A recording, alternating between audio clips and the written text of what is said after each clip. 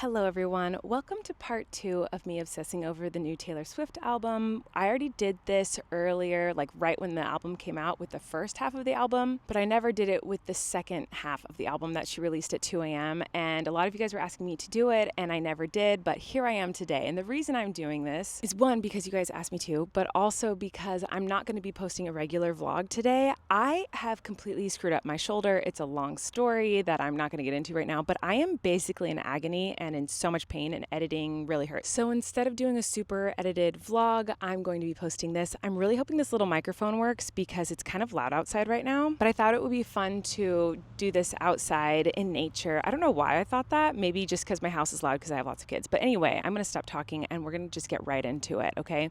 So obviously I love the Tortured Pose Department. I think it is an incredible album and I'm excited to listen to the second half with you. I have to admit, the first half, it was an initial reaction. I listened to it for the very first time on camera with you guys, and that was really fun. But the second half of the album I have listened to. Now, I have not sat down and listened to this album while reading the lyrics and really absorbed it in the way that I want to, so I'm kind of using this opportunity as an excuse to just go fully into Taylor Swift right now, and well, that's bad use of words, but you know what I mean, to be just engulfed in Taylor Swift music because I'm kind of having an off day, so it's gonna help me, I think, or make me cry, probably both, to listen to her music. So let's get into it. The second half of the album starts with The Black Dog. I really like this song. Again, I haven't fully sat down and analyzed any lyrics or anything. I've just kind of listened while I've been running around the house and stuff. So this will be fun for me to really actually pay attention to the lyrics and hear what she's saying. But I do love the song The Black Dog a lot. So let's listen. I am someone who until recent events you shared your secrets with, in your location you forgot to turn it off. Oh, so good. And so I watched as you walk into some bar called the Black Dog and pierced new holes in my heart. You forgot to turn it off, and it hits me. I just don't understand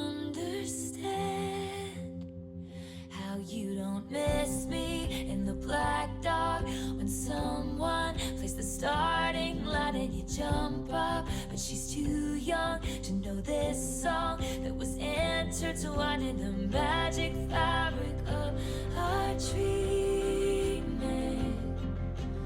Old habits die sweet. Okay, sorry, I already have to pause. So first of all, there's so many things I love about this song. It's beautiful. I think it's so freaking pretty, but also I love the line, old habits die screaming, because she's so good at taking phrases that we all know that are common phrases or popular sayings, stuff like that, and changing them a little bit. So obviously that's old habits die hard, and she's saying old habits die screaming. And I just think that's such a dramatic and perfect way to describe how painful it is to change your habits and your life routine when there's a breakup involved. I don't know, I just think that's brilliant. Old habits die screaming, that's so good. Anyway, let's move on. 6 weeks of breathing clean air, I still miss the smoke. I love that. I never noticed that lyric. 6 weeks of breathing clean air, I still miss the smoke. Oh, that's such a good line. Oh my God, so 6 weeks since they broke up, or since she's been without this person. So 6 weeks since she left this scenario, this situation that was toxic or not good for her, not healthy, because there was smoke in it, so it was not good to breathe that toxic air. But even though she's been having clean breathing air for 6 weeks, she still misses the smoke. She misses the thing that was clouding her lungs, even though it wasn't good for her. Oh my God, I love that lyric a lot. Okay, sorry, I'd never noticed that lyric before. Even if I die, scream.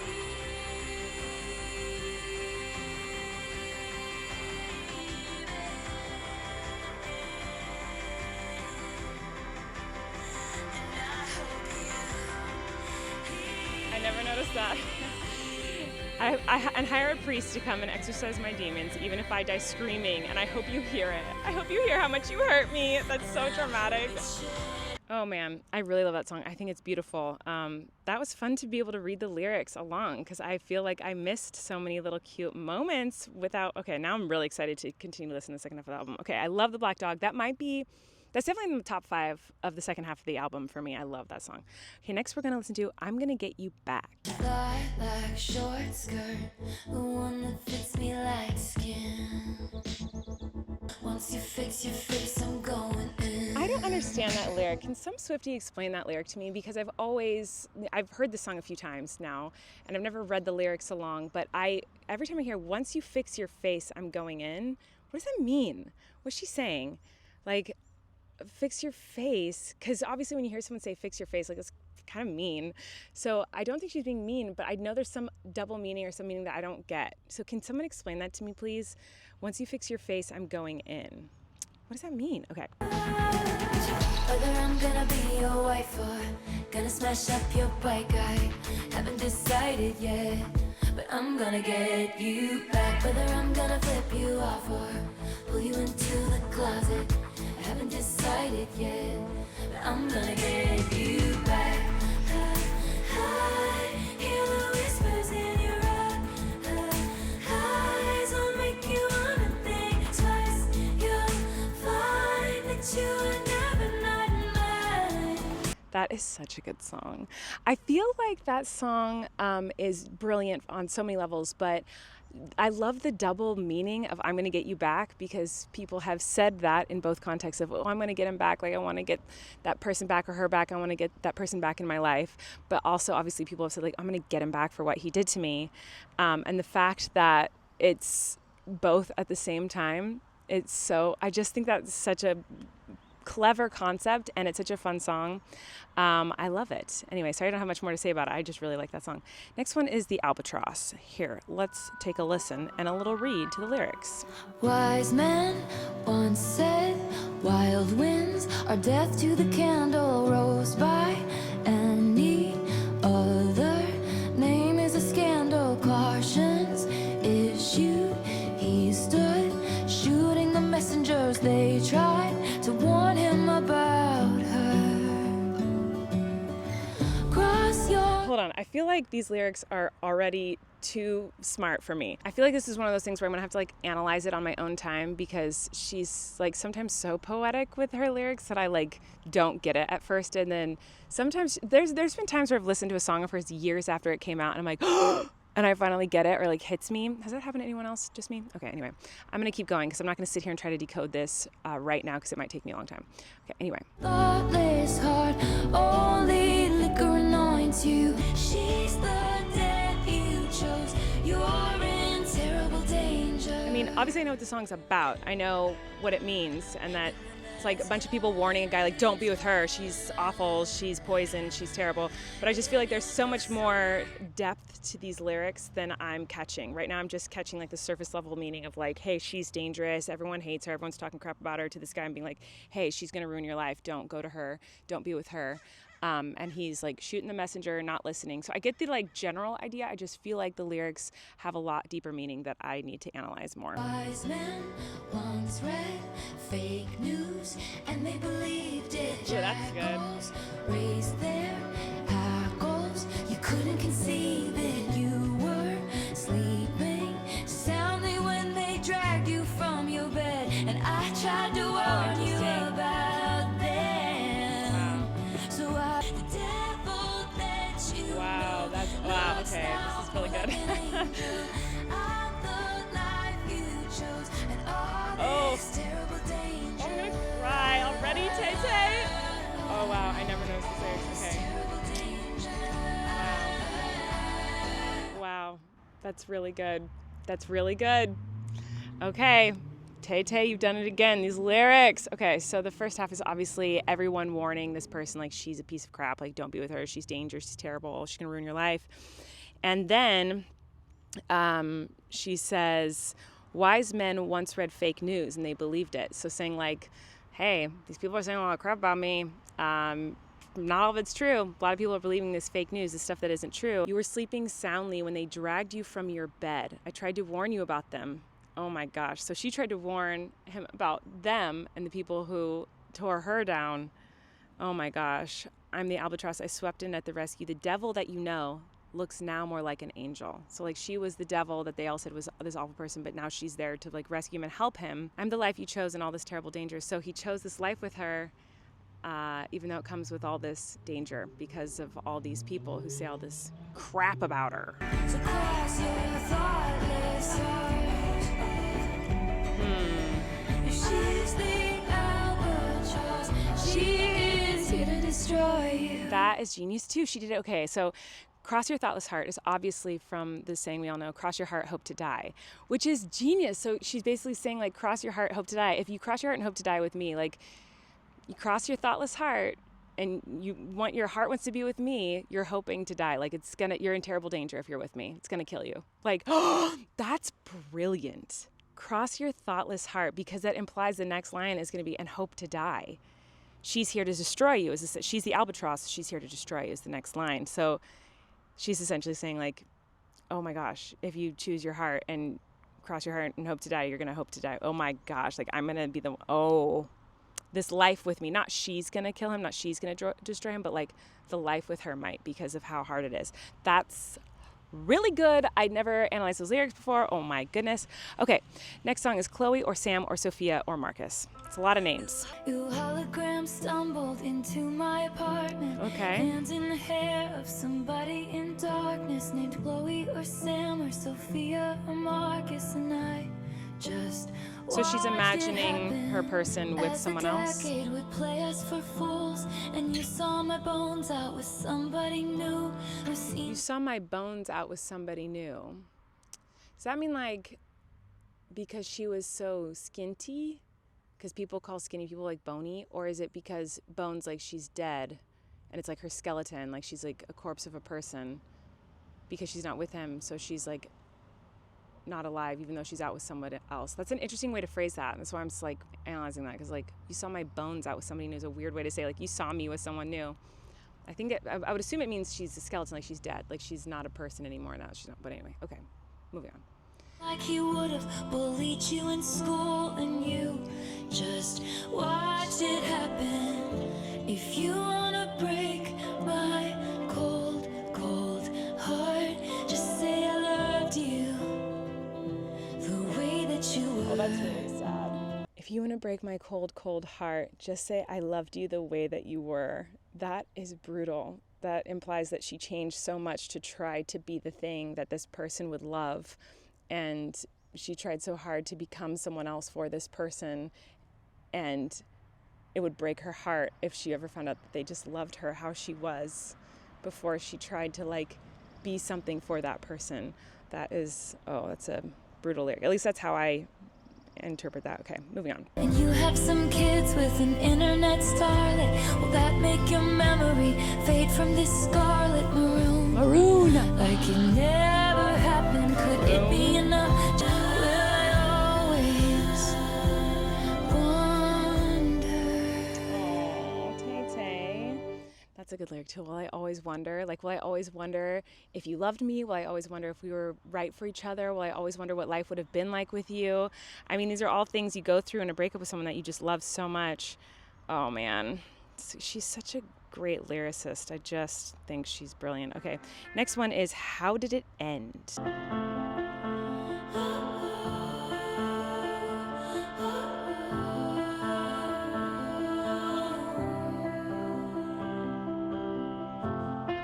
We hereby conduct this postmortem. Death of the relationship. He was a hothouse flower to my outdoorsman. Our melodies were such we could not cure them. Okay, I thought that was our melodies. When I listened to it, our melodies were such we could not cure them, but it's our maladies. What's a malady? I have to look this up. I literally don't know what a malady is, okay? This is half the time I listen to her stuff is like searching words I don't know. Maladies. Okay, no, I did not search for Chapel Roan merch. I mean, I did search for that, but that's not what I just searched for right now. Dictionary says a malady is a disease or ailment, an incurable malady, an illness. So, okay, our maladies were such we could not cure them. Okay, so the relationship was sick. So a touch that was my birthright became foreign. Come one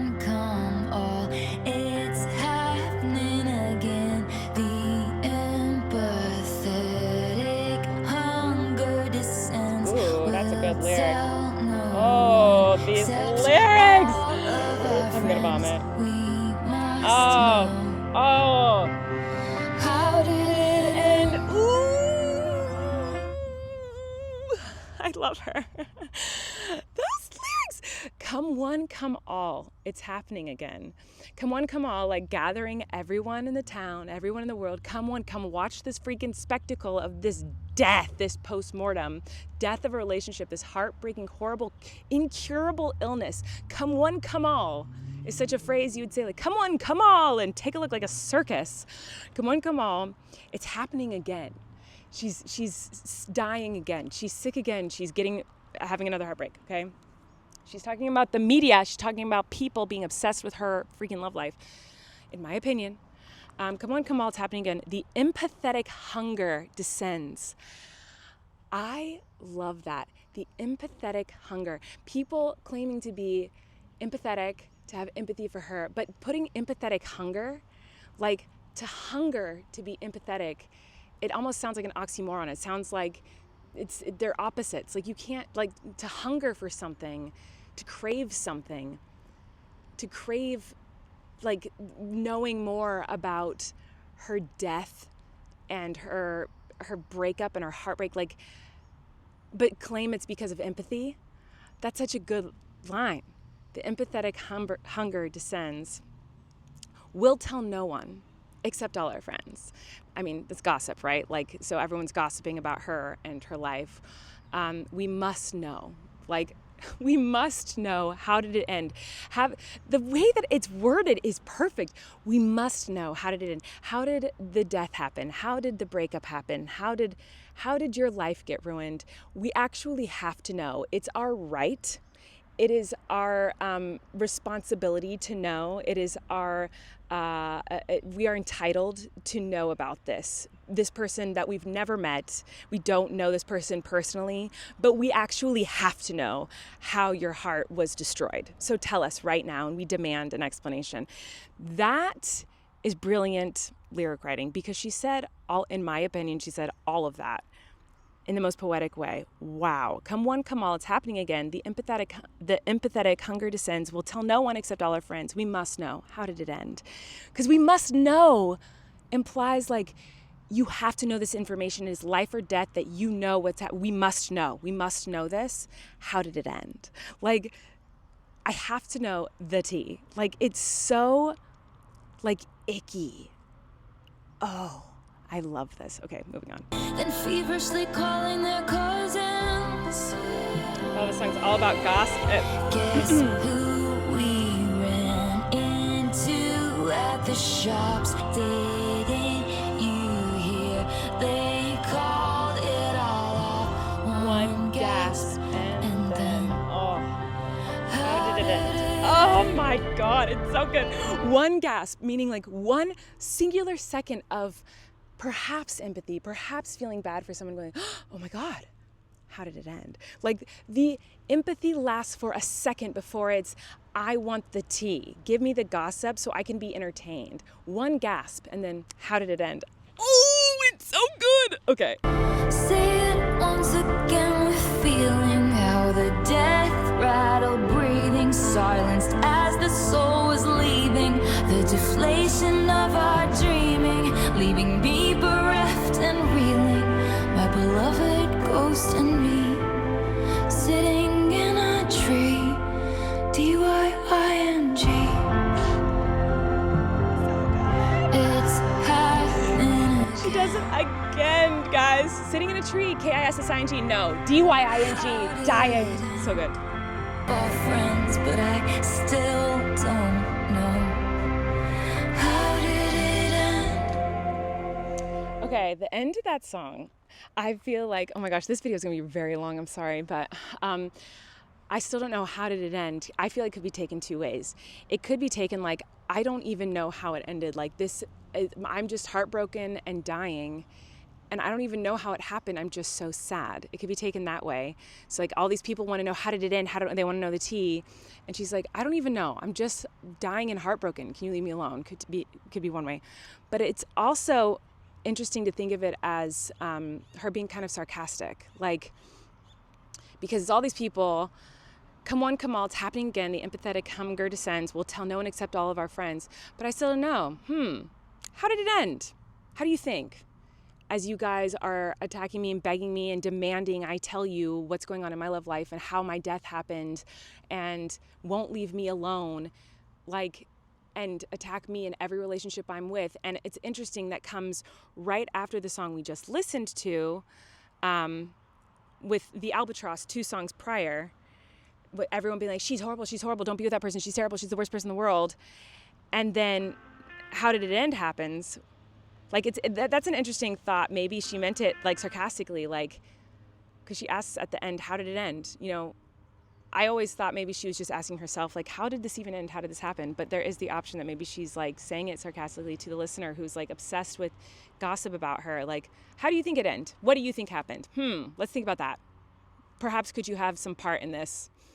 I don't know that that's true, but that's just another way to look at it. Okay, I'm not gonna lie, guys. The next song is so high school. It's not my favorite.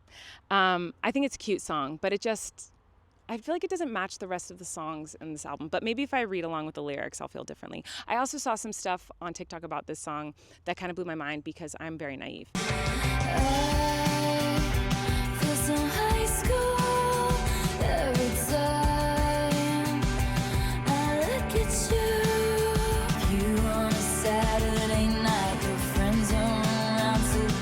I did not know. Okay, that I'm so dumb, guys. My homeschooled conservative naivete comes out strong here because the first few times I heard this song, and honestly, I would have never thought anything of it unless someone told me. I saw someone on TikTok say what this was, but I'm watching American Pie with you on a Saturday night. Your friends are around, so be quiet. I'm trying to stifle my sighs because I feel so high school. I thought she just meant like, he's so dreamy.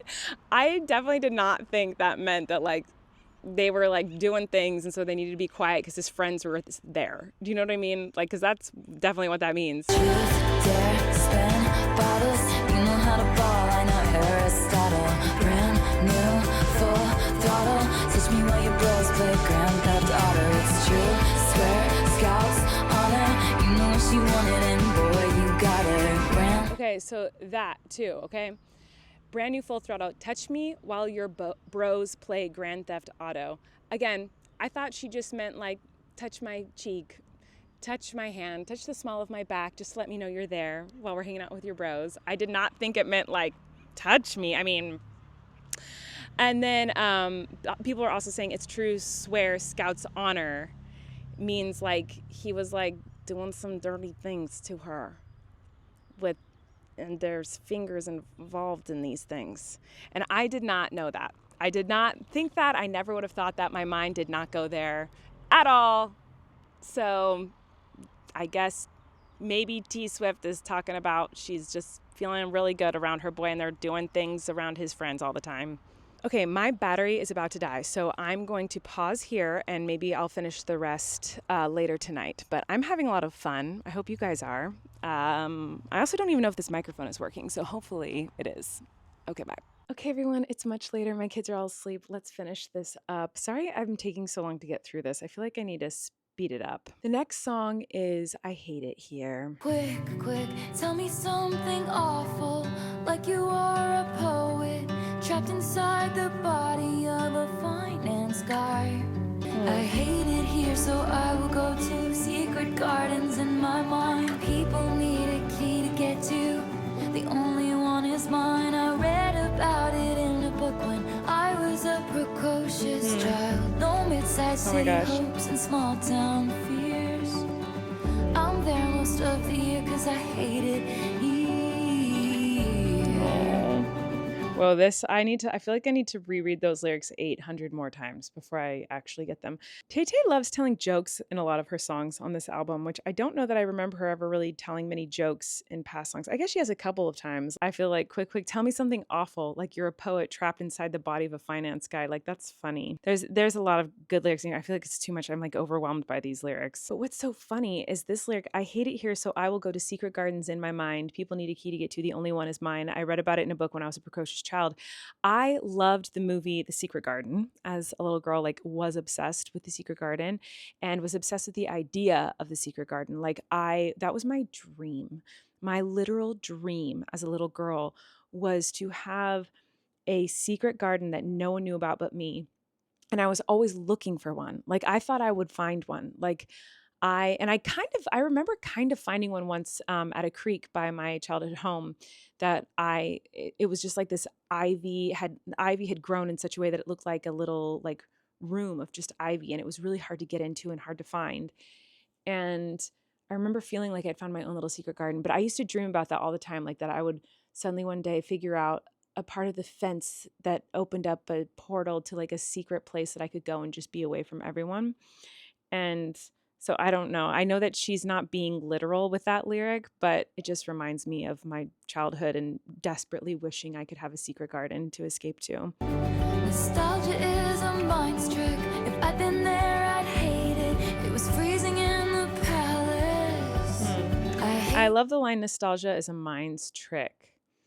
That is so interesting because when you think about things in the past, like, and you feel nostalgic about it, like, oh my gosh, I remember this. And it was so like, just nostalgia, like fond memories of time, periods of life. Like, would you really want to go back to that time? Like, think of all the hardships and the things that you're going through in the past and the type of person you were and how different that person was from who you are today. And I don't know. I just think that's such a loaded line. Nostalgia is the mind's trick. Like I just really like that. Anyway. I dreamed about it in the dark. The night I felt like I might die. No mid-sized city hopes and small town fears. I'm lonely but I'm good. I'm bitter but I swear I'm fine. I'll save all my romanticism for my inner life, and I'll get lost on purpose. This place made me feel worthless. Oh my God. Her lyrics. Oh, I'm lonely, but I'm good. I'm bitter, but I swear I'm fine. I'll save all my romanticism for my inner life, and I'll get lost on purpose. This place made me feel worthless. Oh my God.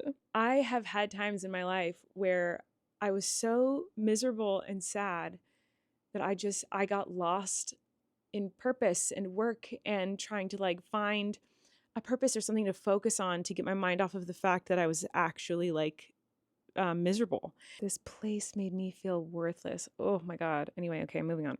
Jeez Louise. Lucid dreams like electricity. The current flies through me, and in my fantasies I rise above it. Tell me something awful, like you are a poet trapped inside the body of a finance guy. Oh my gosh. It's a great song. It's a very, very pretty good. Oh my gosh. The lyrics are very good in that song. That is top-notch lyric writing. Next is Thank You, Aimee, which I know all about Thank You, Aimee. Everyone has their theories as to what it's about. She did capitalize the letters K, I, and M in the title, Thank You, Aimee. So that obviously spells Kim. And we all know how Kim Kardashian is connected to Miss Swift in not so great ways. So yeah, I don't know. Some people say it is definitely about Kim, and some people say that that's a red herring and like she actually is writing this about multiple people or about someone else in particular. But she also has said to not try to figure out who these songs are about. And so instead, I'm just trying my hardest to listen to these as like art pieces and poetry and trying to figure out how I can apply it to myself, or just apply it to like storytelling. But it's hard to not, think about those things, especially when she does things like capitalize the K, the I, and the M. But anyway, let's listen to Thank You, Aimee. But I dreamed that one day I could say, all that time you were throwing punches, I was building something.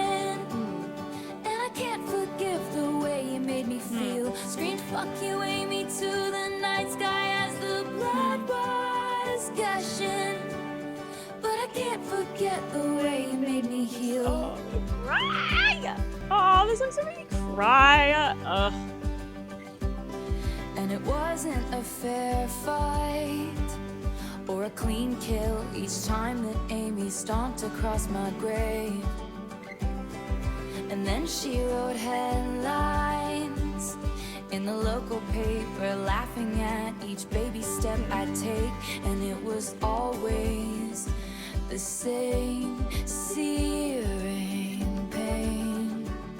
But I prayed that one day I could say, all that time you were throwing punches, I was building something.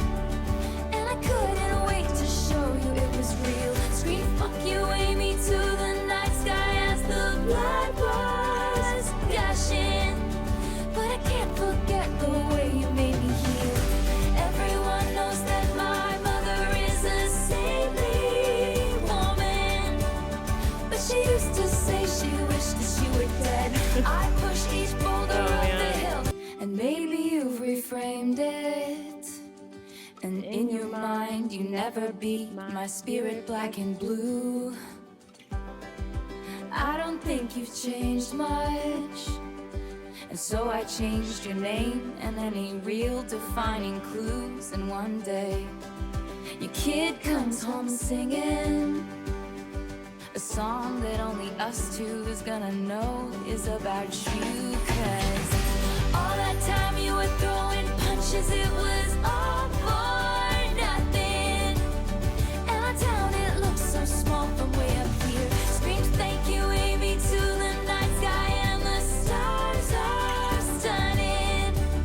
'Cause I can't forget the way you made me feel. Cute. Oh my God, there's so many more songs. Okay, the next is I Look in People's Windows. I had died the tiniest death. I spied the catch in your breath. Out, out, out, out, out, out. I look in people's windows. Okay, I've obviously listened to this song a couple times, and ever since the first time I listened to it, when she goes, I looked in people's windows, or whatever that part is, it reminds me so much of I looked through the windows of this love from Death by a Thousand Cuts. And it sounds so similar.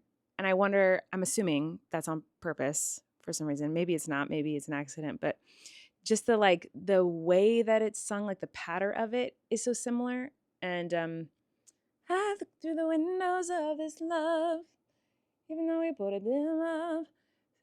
I look through people's windows. I want to see if they're in the same key. Like, I wonder if they're in the same key and if there's any other similar. Anyway, I don't know. I love that song. Death by a Thousand Cuts, I think, is like one of my favorite songs of hers. What if your eyes looked up and met mine one more time? Okay, I need to pause for a second because I need to go look up the other song, the Death by a Thousand Cuts, and see what the similarities are because this is really bothering me. So I'll be right back. Okay, I am upset. I'm at my keyboard. I don't think I'm gonna get through the rest of this album tonight because now I'm very hyper fixated on how genius she is with the writing of this song versus Death by a Thousand Cuts. So the reason I wanted to come to my keyboard is because I thought it was interesting, and Taylor Swift is very intentional with how she writes her music and how she writes her songs. The few times I've heard this song, it's jumped out at me that she does that repetitive, strange, interesting notes. And I love Stephen Sondheim, and Sondheim is very intentional with stuff like that. And in Into the Woods, which is my favorite musical of all time, he uses this one theme throughout the entire show, but will invert the notes in the chords. It applies differently to different characters, but they all are singing the same bean theme is what it's called. I know I'm getting super nerdy. Dun, dun, dun, dun, dun, dun, dun is the bean theme throughout Into the Woods. And it gets inverted and twisted and it gets slowed down or sped up. It's played by different instruments, by different characters in different times. And it means, anyway, I'm not gonna get into that. We're talking about Taylor Swift. But because I'm obsessed with Sondheim, it made me want to go and look at that because I thought it was interesting that she kept singing that pattern in the song. And so I came to my keyboard and you guys, this woman, she terrifies me, her mind. Okay, so she goes, out, out, out, out, out, out. There's 4 different times I think in the song where she does this weird melodic, jumping of repetitive notes. So then I was like, okay, obviously this is connected to Death by a Thousand Cuts because I look through the windows of this love matches up very well with the I look through people's windows in this song. And you guys, if you just, okay, hold on. Please listen to the beginning of Death by a Thousand Cuts.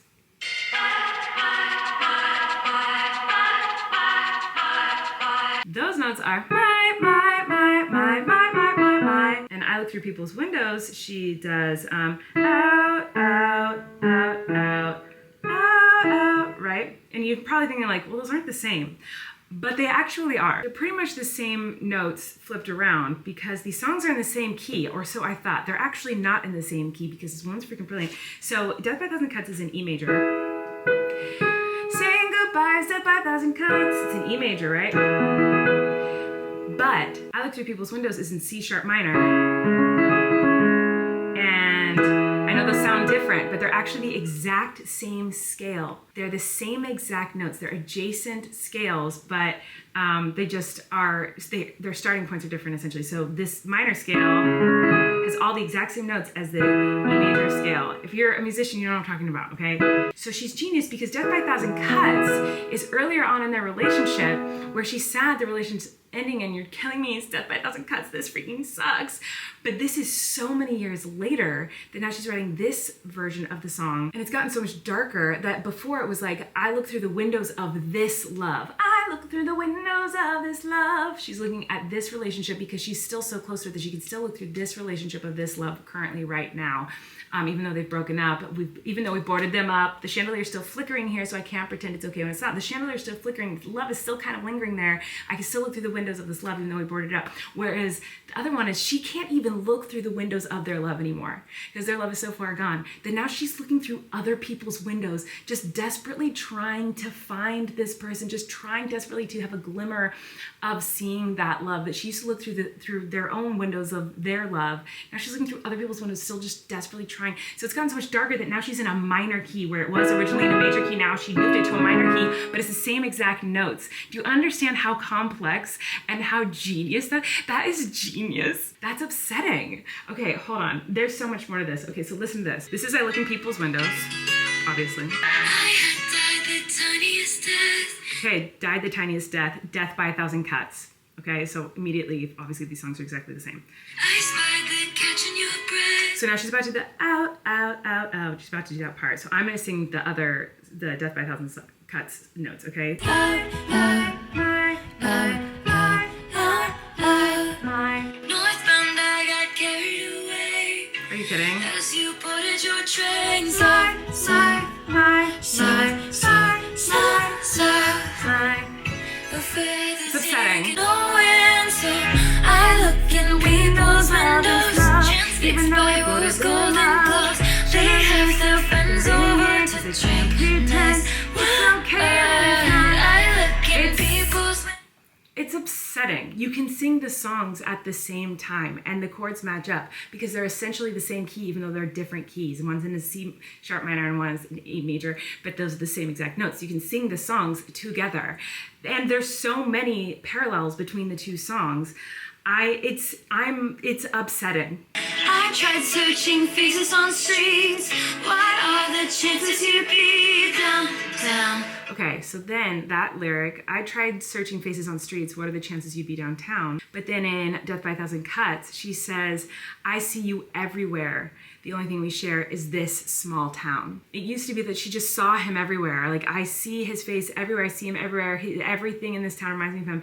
And then, but in the newer version, she's like, I'm looking every face, desperately trying to, like, it's almost like she's desperate to get back to that time where she was like, it's death by a thousand cuts. It's like the most miserable death you can imagine. But now she's trying to get back to that place. She is far more sad and depressed and worse off now than she was when she was seeing Death by a Thousand Cuts, that she wishes she's trying to do what she did when she wrote Death by a Thousand Cuts. I'm searching for your face on random people on the streets. Where in Death by a Thousand Cuts, she was like, I see your face everywhere. And oh my God. And like, oh my God. I look through the windows of this love, but now she's looking through other people's windows. She's just desperately trying to get back to that place that she was miserable in Death by a Thousand Cuts, but she wants to be back at that. It's upsetting. And I'm only touching the surface of this. I bet you there's so much more. I bet there's so much more depth to this that I'm not even finding. I'm sure someone much smarter than me who knows much more about Taylor Swift and about music has already done a deep dive on this and has already like gone bananas like doing this already. So this is probably, anyone who's a Swiftie probably already knows all these things, but this is just kind of blowing my mind right now. So anyway, I don't know that I can keep listening to the album tonight because this is like really stressing me out and I just want to analyze it more. How many more songs do I have? I don't know if I can do it. I don't know. Okay. Anyway, I'm fascinated by that. I love that so much. I don't know. Maybe I'll. Oh, okay. I don't know. Oh, you guys, I want to keep listening because the next song is like my favorite song. The Prophecy is so freaking good. But I really feel like I need to call it a night because it's already getting really late but I want to do it. So I'm going to do the final, I guess there's 6 songs. I already listened to the manuscript in the last video that I did, but I'm going to do the final 6 songs another time because it's already 10:30 and I still have to like edit this and upload it and stuff. So I'm going to go. But oh my gosh, I had so much fun doing this and I hope someone out there enjoyed it because I know I went a little geektown nerdy.com. But anyway, yeah, it's killing me to not continue and do the rest of the songs, but I really think I need to be smart with my time and not if I do I gotta go. Okay, I'll do it another time if you guys want me to, but if not, I don't have to. This is very nerdy, I know. Okay. I'm gonna go. Thanks for watching. Goodbye.